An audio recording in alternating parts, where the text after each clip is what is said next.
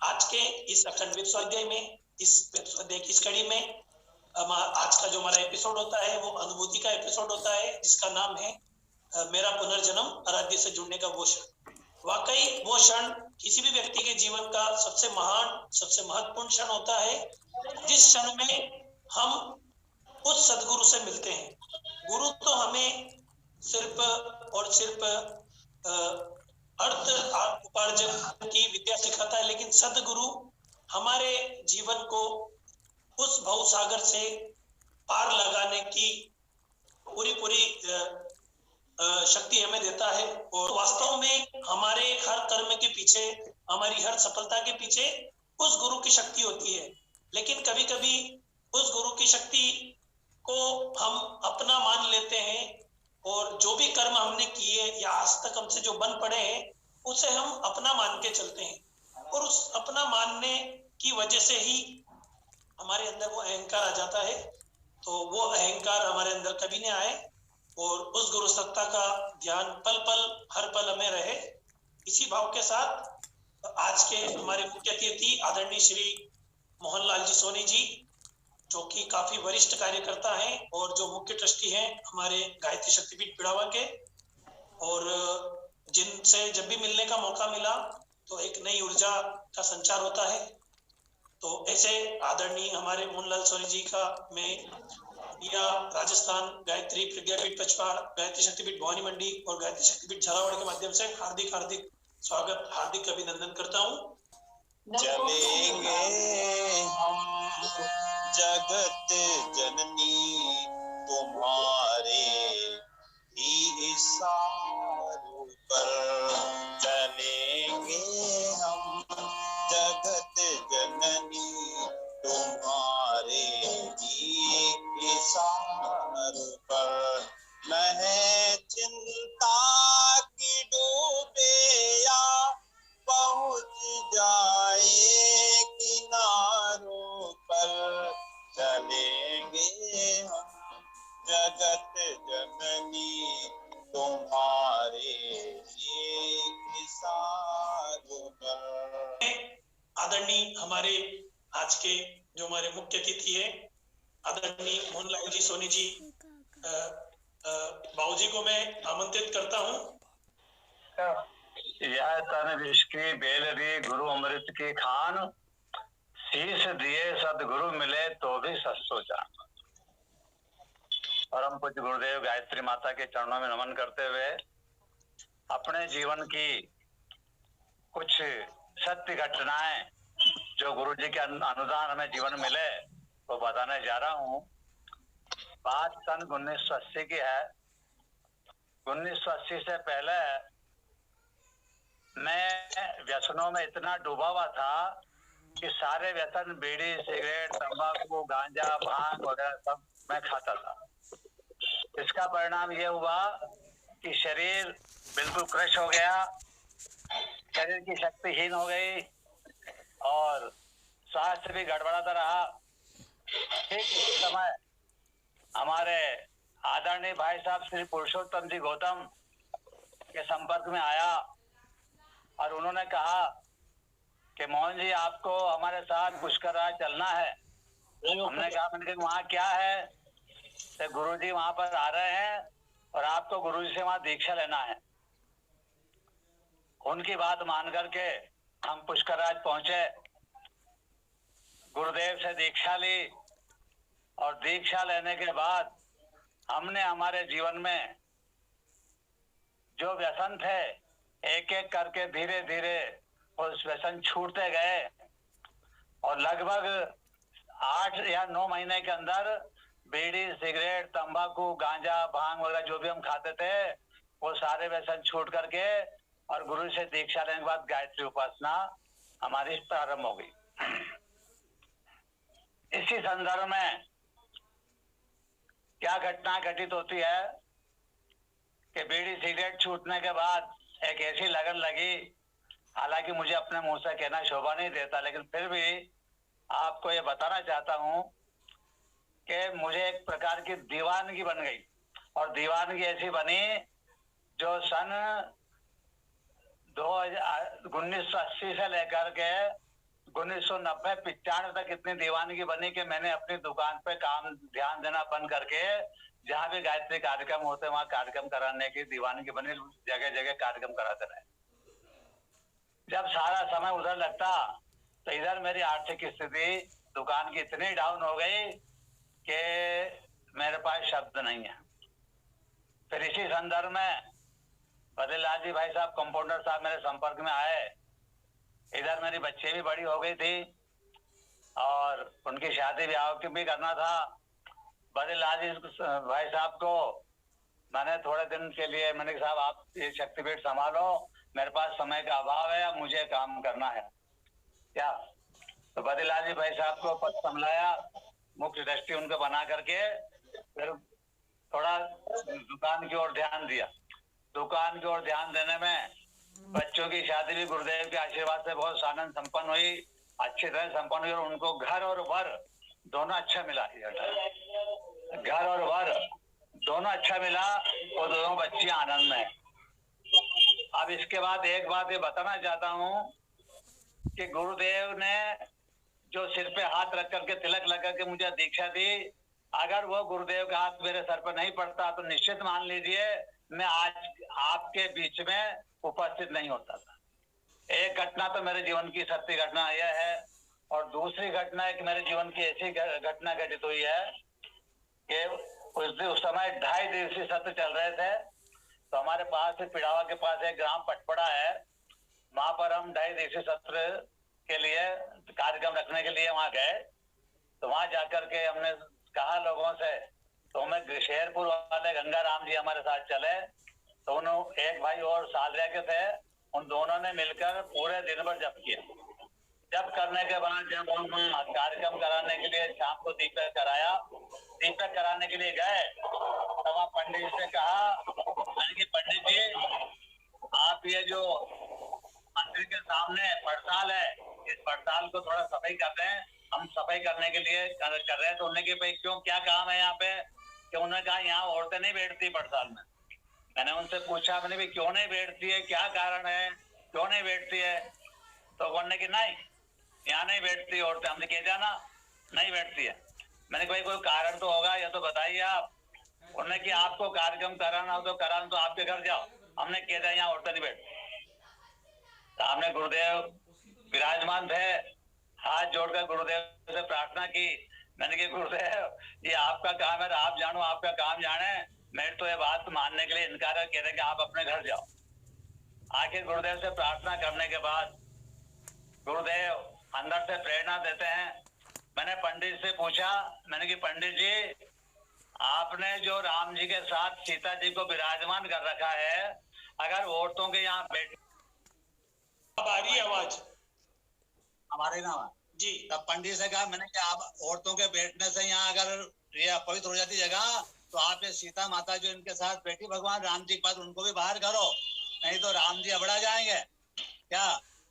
आखिर साहब गुरुदेव ने ऐसा प्रेरणा दी, वहाँ कार्यक्रम बहुत शानदार हुआ। वहाँ कम से कम 30-35 लोगों के संकल्प हुए और कार्यक्रम बहुत शानदार संपन्न हुआ। दूसरी घटना ये, और तीसरी घटना जो मेरे जीवन की सबसे अहम घटना ये बताने जा रहा हूँ।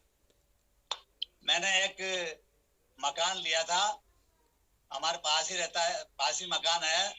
उस मकान पे कई लोगों के दांत थे और दांत थे, वो लेना चाह रहे थे, लेकिन तो मकान खरीदा, उसे लेने के लिए लोगों के दांत थे और उन्होंने ये इस भावना से मेरे घर पे 12 चोर भेजे। मेरे घर पे चोरी करने के लिए 12 चोर भेजे और 12 चोर भेजने के लिए, और मैं आज रात को मैं सोने से पहले गुरुदेव को और माता जी को गायत्री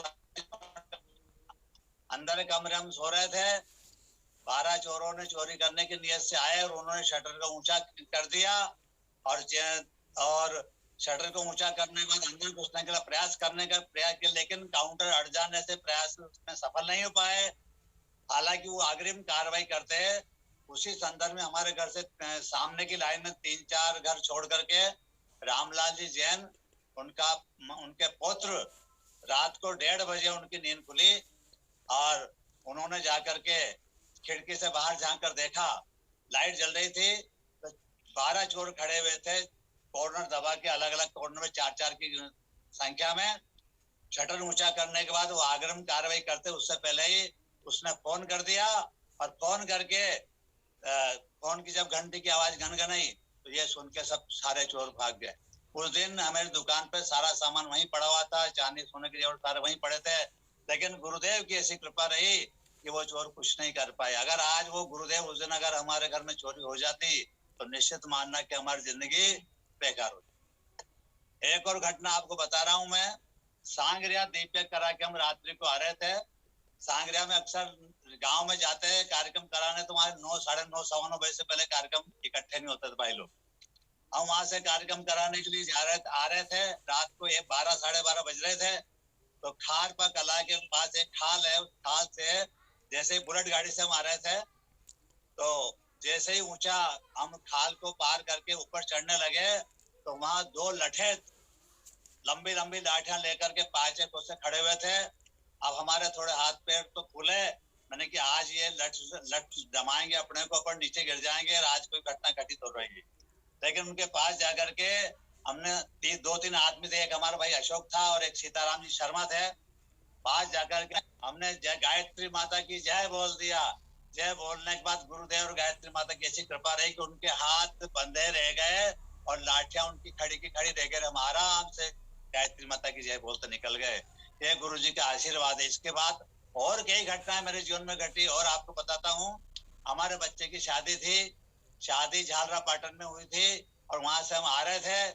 रास्ते में कुछ कंजरों ने हमारी गाड़ी को रोक लिया और कंजरों ने पीछे से गाड़ी की डिक्की में से कुछ कपड़े पड़े थे, कपड़े के गट्ठर उतार लिए। उतारने के बाद उनका मर्जी कुछ जेवर दूल्हा भी पहने हुआ था। उस चोरी की नियत से, उन्हें लूटने की नियत से उन्हें वो पीछे डिक्की खोल करके कपड़े उतार लिए। कपड़े उतारने के बाद हमने ड्राइवर उतरने लगा, ड्राइवर से कहा अपने गाड़ी आगे बढ़ाओ, ये रास्ता ये जगह गलत है, यहाँ पे आप लोग को नुकसान पहुंच सकता है। आगे ड्राइवर ने गाड़ी आगे बढ़ा दी।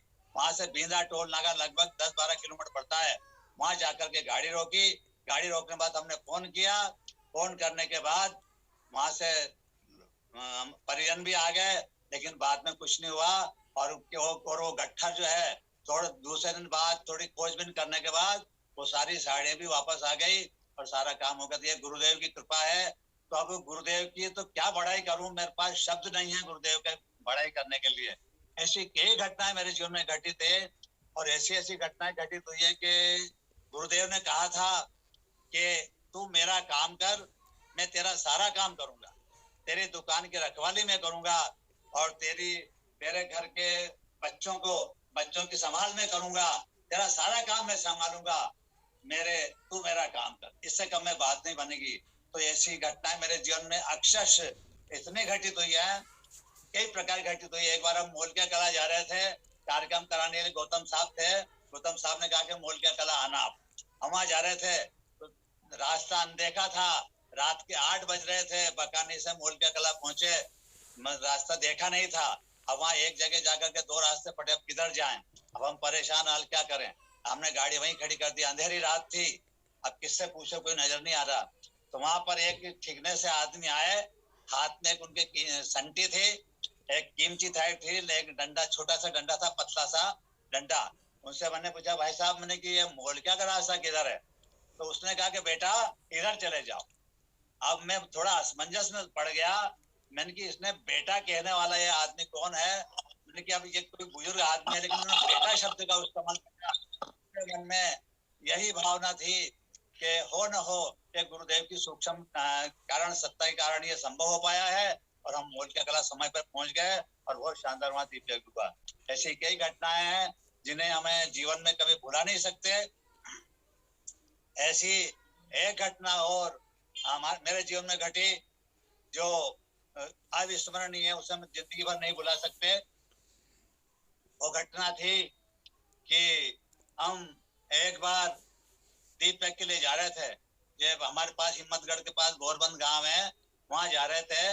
गंगा राम जी शेरपुर वाले हमारे पीछे बुलेट पे बैठे हुए थे।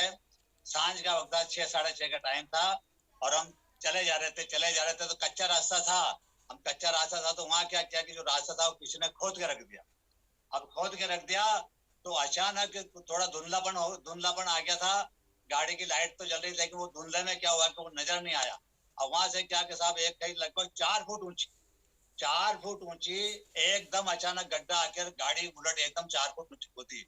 लेकिन ऐसी कूदी हमारे हाथ पैर तो फूट गए, लेकिन हमने जाकर देखा तो गाड़ी डीप पे करा करके वापस हम रात्रि को ही वहां से बोरबंद गांव है हिम्मतगढ़ के पास, वहां से वापस आ गए। तो ऐसे गुरुजी के अनुदान हमें मिले जीवन में। और गुरुजी ने एक अनुदान मुझे सबसे बड़ा दिया कि मेरी आर्थिक स्थिति इतनी खराब हो गई थी कि मेरे पास शब्द नहीं है। आज गुरुदेव की दया से आराम आनंद से पूरा परिवार रह रहा है, खाते पीते लोग हैं। अब मैं बुजुर्ग हो चला हूँ, अब मुझसे मोटरसाइकिल तो चलती नहीं है, लेकिन गुरुदेव ने इसके लिए भी व्यवस्था की है। इस पे 4 व्हीलर हमें दिला दिया गया है। तो मेरा तो संकल्प आजीवन का है कि मेरे पास जो 4 व्हीलर है गुरुजी के काम के लिए तैयार है हमेशा। और मेरी बुलेट गाड़ी बुलेट है, वो भी गुरुजी काम के लिए, मैं पेट्रोल के लिए कार्य करता हूँ, किसी की आवश्यकता हो आसपास जाने के लिए। तो आजीवन मेरा संकल्प है, मैं डीजल के मेरी गाड़ी गुरुजी काम के लिए समर्पित है, हमेशा इसके लिए मैं तैयार हूँ। और आज बालक भी नहीं थे, गुरुजी की दया से बालक भी हुए, 2 बालक हैं, राम लखन की जोड़ है और परिवार सुखमय जीवन बीत रहा है। और वापस मुझे फिर बदलाल जी भाई साहब थोड़ा थक गए, थोड़ा उनका, तो उन्होंने वापस मुझे मुख षष्ठी फिर वापस बना दिया। मैं इस लायक तो नहीं हूँ, लेकिन फिर भी गुरुदेव की कृपा है, गुरुदेव का आशीर्वाद है और गुरुदेव की अनुकंपा है कि मुझे इस लायक समझा और अपने चरणों में स्थान दिया। बाकी बातें बहुत हैं और अगर बताऊं तो बहुत लंबा चौड़ा काम है गुरुदेव का। तो ऐसी ऐसी घटनाएं घटित हुई जीवन में जो भूला ही नहीं जा सकती। और उसमें हमेशा हमें ये महसूस हुआ कि गुरुजी का आशीर्वाद बराबर हमारे साथ है। हर कार्यकर्ता से मेरी एक ही अपील है कि कार्यकर्ता कहीं भी कार्यक्रम कराने जाए तो अपने आप को अकेला नहीं समझे, गुरुजी की शक्ति, ठीक गुरुजी ने कहा था कि हम गार्ड की तरह से तुम्हारे साथ चलेंगे, आप बेटा चिंता मत करना। वही घटनाएं मेरे जीवन में घटित हुई है। गुरुजी ने बिल्कुल जिस प्रकार एक माँ अपने बेटे को संरक्षण देती है, उसी प्रकार गुरुदेव ने हमें संरक्षण दिया है। ये हमारा बहुत बड़ा सौभाग्य है कि गुरुदेव से हम जुड़े और गुरुदेव के अनुदान गुरुदेव ने अपने चरणों में बिठाने के लायक हमें समझा। इससे बढ़कर और कौन सा हमारा सौभाग्य हो सकता है। तो हमारी हर कार्यकर्ता से, हर गुरुदेव का काम करने वाले परिजन से यही अपील है कि गुरुदेव को आप पर हमेशा बरसते रहेंगे और आपको कभी परमात्मा से, गुरुदेव से, गायत्री माता से अपने जीवन में मांगने की आवश्यकता नहीं पड़ेगी। बिना मांगे सब गुरुदेव देते चले जाएंगे। जो आपकी पात्रता है उस पात्रता के अनुरूप आपको मिलता चला जाएगा और आपका जीवन धन्य बनता चला जाएगा। आज मुझे वो पल बड़ा सुखद महसूस होता है। गौतम साहब अगर उस समय वहां नहीं ले जाते, निश्चित मान लिए गुरुदेव से नहीं जुड़ते, तो आज निश्चित मान लीजिए आज हम इस संसार में जिंदा भी नहीं रहते और जाने कब बहुत हो जाता। तो मैं तो यही कहूंगा कि वो बड़े बहुत सौभाग्यशाली लोग हैं जो गुरुदेव से जुड़े, गुरुदेव का आशीर्वाद जिन्हें मिला और गुरुदेव के काम करने में जिन्होंने अपनी हिस्सेदारी बटाई। हालांकि मैं अपने काम के बारे में तो क्या कहूँ, मेरा एक ही लक्ष्य है, मेरे काम को मेरे गुरु जानते हैं या मैं जानता हूँ। मैंने कितने कार्यक्रम कराए, क्या किया, ये अपने मुझसे शोभा नहीं देता है। गुरु जी ने जिस समय जैसी प्रेरणा दी उस समय उसके हिसाब से काम करता चला गया। आज मुझे आनंद महसूस हो रहा है और गुरुदेव की आशीर्वाद से घर परिवार में अच्छा वातावरण बन रहा है और सभी सुखी हैं, सभी संपन्न बना रखा है गुरुदेव ने। और इसी के साथ मैं अपनी बात को थोड़ा विराम देता हूँ और सभी से एक बार पुनः आग्रह करता हूँ, गुरुदेव के काम को तन, मन और धन से बराबर करके आगे बढ़ाते रहें, महाकाल के महासंकल्प में अपनी भागीदारी निश्चित करते रहें। इसी कामना के साथ अपनी वाणी को विराम देता हूँ। ओम शांति। धन्यवाद बाबूजी, बहुत बहुत धन्यवाद आपका। आपने वैसे तो बहुत सारी बातें हमें बताई, लेकिन एक बात मैं बताना चाहूंगा कि कहा जाता है कि व्यसन जब जीवन में आते हैं तो वो व्यक्ति को अपने साथ लेके जाते हैं। वो मित्र की तरह घुसते हैं लेकिन दुश्मन की तरह वो हमें ले जाते हैं। लेकिन आपके जीवन में कुछ उल्टा हुआ, इसलिए वो उल्टा हो गया क्योंकि आपने उस व्यसन के चक्कर में डूब के भी आप वहां से बाहर निकल के आए। तो ये बहुत बड़ी बात है और ये गुरु कृपा से ही संभव है। बिना गुरु कृपा से के बिना इतना बड़ा काम नहीं हो सकता। और दूसरा बड़ा सौभाग्य आपके जीवन में आया कि आपने परम पूज्य गुरुदेव से दीक्षा ली और आपके घर में 12 चोर आए, लेकिन वो चोर आपकी दुकान में कुछ भी नहीं कर सके और वो वैसे के वैसे चले गए। क्यों? क्योंकि वास्तव में गुरु सत्ता आपके आसपास ही थी। भले ही वो हमें नजर ना आए, लेकिन उसकी शक्ति काम करती है। और जैसा आपने बोला, वास्तव में गुरु सत्ता उनका एक निश्चित आश्वासन है कि अगर हम उनका काम करते हैं तो वो हमारा काम करती है, किसी भी रूप में करती है, लेकिन करती जरूर है।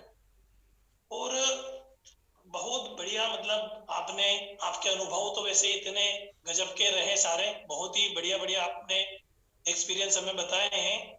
और आपने एक शब्द बोला बुजुर्ग, तो मैं क्षमा चाहूंगा आपसे कि आप बुजुर्ग नहीं है। हमारे श्रद्धेय डॉक्टर साहब कहते हैं कि बुजुर्ग वो व्यक्ति है जो 20 साल का 25 साल का होने के बाद भी थका हारा बैठा रहता, कुछ नहीं करता। लेकिन युवा वो है जो 70-80 साल का होके भी जिसके अंदर वो उमंगे, वो उत्साह, वो भरपूर जोश जिसके अंदर है, तो वो वास्तव में युवा है, वो बुजुर्ग नहीं है। तो मैं क्षमा चाहूंगा, आप बुजुर्ग नहीं है, आप युवा है और हमेशा युवा बने रहे, ऐसी हमारी परम पूज्य गुरुदेव से प्रार्थना। बिल्कुल बाबू जी। और मैं एक और अंतिम निवेदन आपसे करना चाहूंगा, क्योंकि आज की युवा पीढ़ी बहुत भटकी हुई है।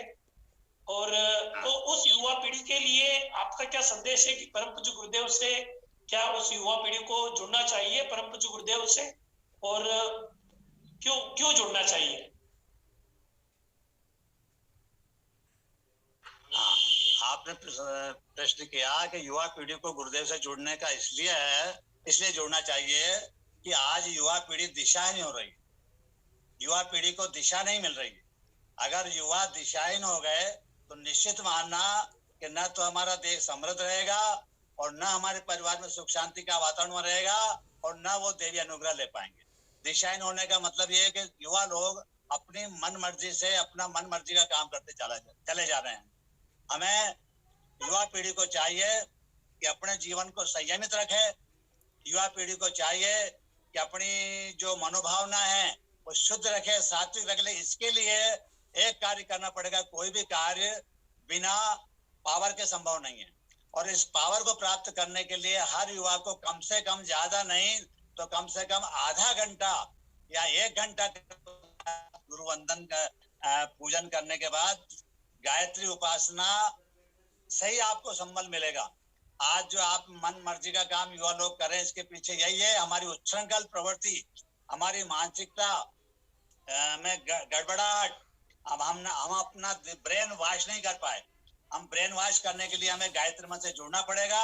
नियमित रूप से गायत्री उपासना करें और गुरुदेव का साहित्य अखंड ज्योति युग निर्माण पत्रिका अपने घर मंगाएं और पढ़ें, और पढ़ करके उसे अपने जीवन में उतारने का प्रयास करें। अपनी उपासना, जो आपकी उपासना बढ़ेगी, निश्चित मानना आपके लिए परमात्मा की व्यवस्था, गायत्री माता की व्यवस्था आपके जीवन को आनंदमय बना देगी और आपको हर कभी भगवान से कहीं मांगने की कोशिश नहीं करनी पड़ेगी। आज हम मन मर्जी का काम करते अपने पांव पे कुल्हाड़ी मार रहे हैं। नवयुगों को चाहिए से व्यसन मुक्त जीवन बिताएं, व्यसन मुक्त रहें और व्यसन मुक्त रह करके नियमित रूप से गायत्री उपासना करें, गुरुदेव से जुड़े, गुरुदेव का साहित्य पढ़ें और गुरुदेव के जो 5 कर्म बताए गुरुदेव ने, उपासना, साधना, आराधना, समयदान, अंशदान, ये 5 चीजें जिस घर में चलती है, हमारा दावा है कि आज तक उसके घर में जो हमने हमारे कार्यकर्ता बहुत से ऐसे देखे हैं जिनके घर में कुछ नहीं था, आज उनके घर में आनंद है। सब प्रकार की खेती बाड़ी वगैरह सब प्रकार का आनंद है। उन्हें कभी भगवान से मांगने, हम भगवान को खूब मानते हैं और भगवान के सामने खूब नाच गाना करते हैं, लेकिन भगवान की बात नहीं मानते। हमें भगवान के अनुशासन में चलना पड़ेगा और भगवान के अनुशासन में चलने में ही हमारा फायदा है, हमारी भलाई है, हमारा हित है। भगवान के अनुसार चलने के देवदान हम पर बरसेंगे और हमारा जीवन आनंद में बीतता चला जाएगा। हम उज्जवल भविष्य की ओर बढ़ते चले जाएंगे। तो युवाओं से एक बार यही अपील है कि गायत्री परिवार से जुड़े, गायत्री उपासना को, बलिवेश यज्ञ को अपने घर में नियमित रूप से करें और उपासना, साधना, आराधना, समयदान, अंशदान, इन 5 नियमों अनुशासनों को अपने जीवन में धारण करके अपना भी कल्याण करें और अपने परिवार के नाम को भी उज्जवल बनाएं। इसी यही युवा लोगों को मेरा संदेश है कि इस अनुशासन में सभी चले तो सबका कल्याण है और सबका भला है। गुरुदेव ने जो भविष्यवाणी की है उज्जवल भविष्य की, 21वीं सदी उज्जवल भविष्य लेकर आई है। आज आप देखिए राजनीति में कितनी उथल पुथल है, चारों ओर त्राही त्राही मची है, लेकिन जो गायत्री परिवार से जुड़े हैं, कोरोना कोरोना कोरोना कोरोना के लिए आज महामारी भागे भागे फिरते हैं, लेकिन जो गायत्री परिवार सही जिन्हें गायत्री मंत्र की जप करके अपने अंदर ऊर्जा की, अपने अंदर जागृत की है, कोरोना उसका कुछ नहीं बिगाड़ सकता।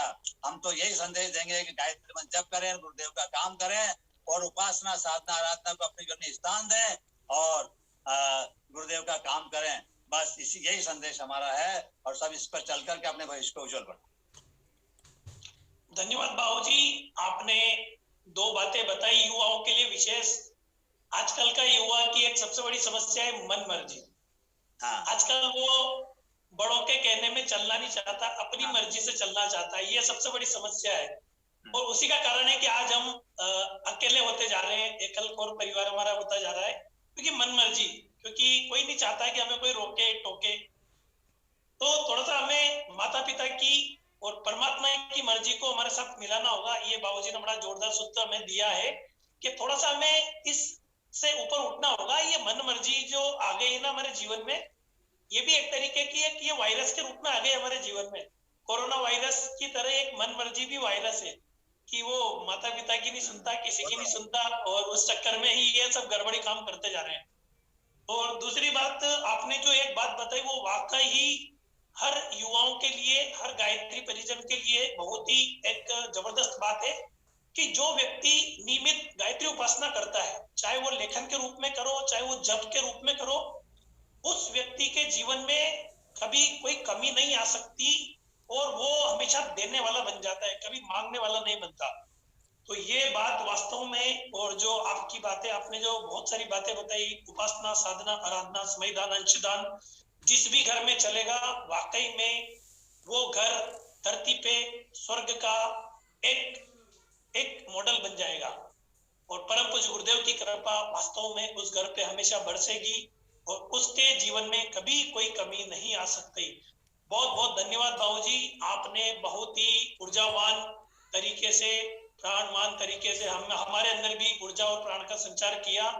आपने वाकई बहुत खुश मिजाज अंदाज में हमें अपने जीवन के बहुत ही गहरे और मार्मिक उदाहरण हमें बताए और आप हमारे बीच आए। मैं आपका धन्यवाद ज्ञापन करने के लिए आदरणीय ज्वाला प्रसाद जी बाबूजी को मैं सादर आमंत्रित करता हूं। आदरणीय ज्वाला प्रसाद जी बाबूजी आए और हमारे मोहनलाल जी बाबूजी का धन्यवाद ज्ञापन करें। आदरणीय ज्वाला प्रसाद जी बाबूजी।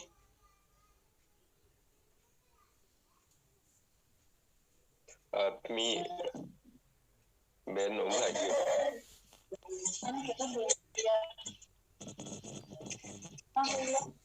भाई मोहनलाल जी हमारे परम पूज्य गुरुदेव की माला के हीरे हैं। दिन भर अपना काम और रात रात भर गुरुदेव के काम से आप लगातार सक्रिय रहे हैं। अपनी मोटरसाइकिल, अपना बाजा, अपने वाद्य यंत्र, संगीत के माध्यम से और अपने वाणी के माध्यम से आप केवल झालावाड़ जिले में ही नहीं, मध्य प्रदेश के क्षेत्र में भी आपकी सेवाएं हम लेते रहे हैं और आपने कभी भी, चाहे सर्दी हो, गर्मी हो, बरसात हो, कभी भी गुरुदेव के काम से इनकार नहीं किया। हर परिस्थिति में आप अपनी मोटरसाइकिल लेके, बुलेट, और पीछे अपने भाई को बिठा लेते, वो भी हमारे संगीत और उसमें निष्णात है। दोनों भाई संगीत भी बहुत अच्छा देते हैं और दूसरे कार्यकर्ताओं को साथ लेकर आपने बहुत लंबी लंबी यात्राएं की है और गुरुदेव का वरद हस्त बाबूजी वंदनी की शकल माता जी दिखाओ ना की यार। कृपा गुरु सत्ता का नहीं, आपके ज्वाला ऊपर प्रसाद जी की पूरा कहाँ दिख पूरा रही है? आशीर्वाद रहा। माँ गायत्री की कृपा रही है मेरे को तो नजर जैसा नहीं आ रही। इनने स्वयं बताया है। नहीं, काली काली आ ये रही है हमारे शक्ल। प्रेरणा के स्रोत है।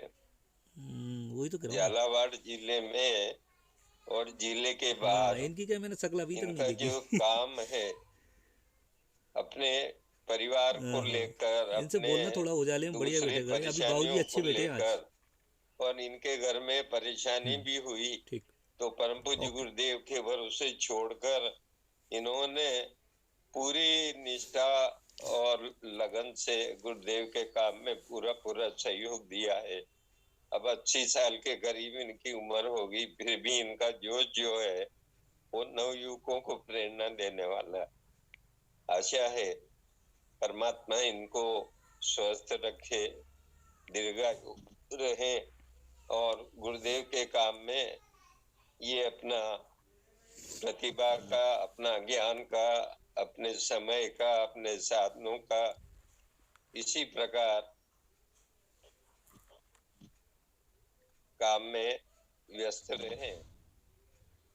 बहुत बहुत शुभकामनाएं, मंगल कामनाएं, और इनके अनुभवों से दूसरे लोगों को भी प्रेरणा मिलेगी। और जो नवयुवकों को इन्होंने संदेश दिया है, नवयुवक बहनों भाइयों से प्रार्थना है कि आप इसको जीवन में उतारें और जीवन में उतार कर देखें कि इसका क्या प्रभाव पड़ता है और गुरुदेव कौन है, क्या है, कैसे है, कैसे आपके जीवन को सही दिशा में ले चलते हैं और श्रेय और सौभाग्य के आपको भागीदारी बनाते हैं। ओम शांति शांति शांति। धन्यवाद बाबूजी, बहुत बहुत धन्यवाद आदरणीय हमारे ज्वाला प्रसाद जी बाबूजी का। और आज के हमारे मुख्य अतिथि श्री मोहनलाल जी सोनी जी बाबूजी का बहुत बहुत हम हृदय से आभार व्यक्त करते हैं कि उनके अनुभवों को उनकी ही ओजस्वी वाणी में हमको सुनने को मिला, बड़ा आनंद आया। हम सब एक बार पुनः दिया राजस्थान, गायत्री शक्तिपीठ भवानी मंडी, गायत्री शक्तिपीठ झालावाड़ और गायत्री प्रज्ञापीठ कचवाड़ के माध्यम से आपका पुनः हार्दिक हार्दिक स्वागत, हार्दिक अभिनंदन करते हैं। अब इस कार्यक्रम को पूर्णाहुति की ओर ले जाने के लिए हम सभी कमर गर्दन सीधी करेंगे और शांति पाठ करेंगे। सर्वत्र शांति हो, इसी भाव के साथ। ओम द्यो शांति अंतरिक्ष ध्वं शांति पृथ्वी शांति राप शांति रोचदय शांति।